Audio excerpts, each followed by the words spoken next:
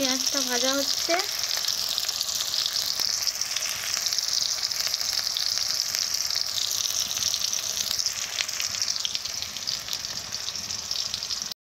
এই দেখো বন্ধুরা, পেঁয়াজটা লাল হয়ে গেছে, বুঝলে কি সুন্দর ফুটছে। দিয়ে দেবো কড়াই।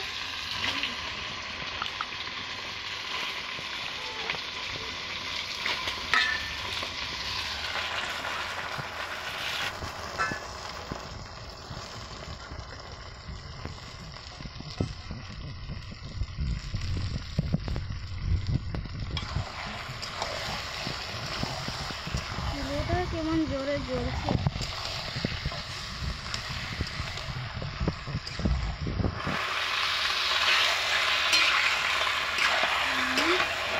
হালকা করে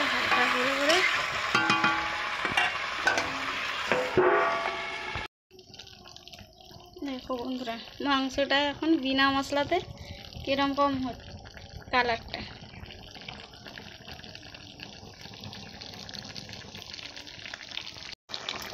দেখো বন্ধুরা, মাংসতে কত জল বেরিয়ে গেছে, এখনো কষাই হয়নি, তার মধ্যে কত জল বেরিয়ে গেছে। দেখলে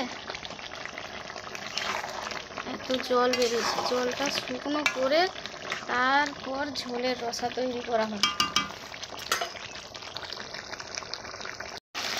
দেখো বন্ধুরা, এবার কষা হয়ে গেছে, তেল ছেড়ে দিয়েছে।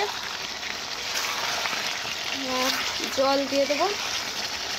জল দিয়ে হালকা ফুটিয়ে নামিয়ে রেডি হয়ে যাবে চিকেন কারি। বন্ধুরা দেখো বন্ধুরা, কীভাবে টকবক করে ফুটছে তরকারি। জল দেওয়ার পর ফুটছে।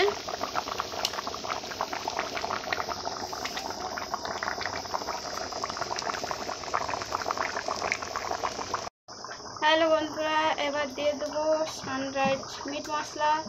তরকারির স্বাদ আর গন্ধের জন্য সানরাইজ মিট মশলা।